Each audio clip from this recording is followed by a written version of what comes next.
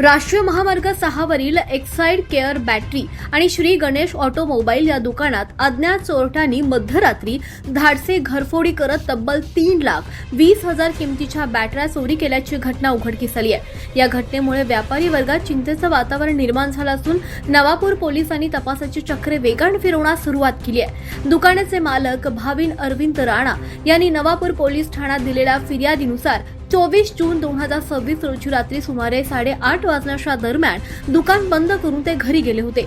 दुसऱ्या दिवशी 25 जून रोजी सकाळी 10 वाजता दुकान उघडण्यासाठी त्यांचे वडील अरविंद राणा गेले असताना दुकानाचे टाळे तुटलेले दिसले। शटर उघडून पाहिलं असता दुकानातील दुचाकी, 4 चाकी तसेच इन्व्हर्टरसाठी ठेवलेल्या अनेक बॅटऱ्या चोरीला गेल्याचं निदर्शनास आलं। या चोरीत एकूण 3,20,000चा मुद्देमाल लंपास झाल्याची नोंद असून अज्ञात चोरट्यांविरुद्ध नवापूर पोलीस ठाण्यात गुन्हा दाखल करण्यात आलाय। घटनेची माहिती मिळताच नंदुरबार श्वान पथक आणि फॉरेन्सिक पथक घटनास्थळी दाखल झाले। घटनास्थळावरील पुरावे संकलित करून तांत्रिक तपास सुरू करण्यात आला। पोलीस निरीक्षक अभिषेक पाटील यांच्या मार्गदर्शनाखाली सहाय्यक पोलीस निरीक्षक विशाल सोनावणे, सहाय्यक पोलीस निरीक्षक भाऊसाहेब लांडगे तसेच पोलीस पथकानं तपासाची चक्र गतिमान केली असून सीसीटीव्ही फुटेज, तांत्रिक माहिती आणि इतर पुराव्यांच्या आधारे आरोपींचा शोध सुरू आहे।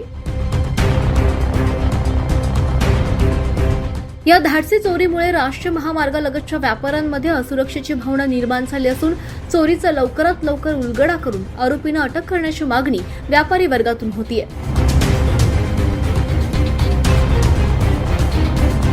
रहा है ये मेरी एक्साइड करके शॉप थी।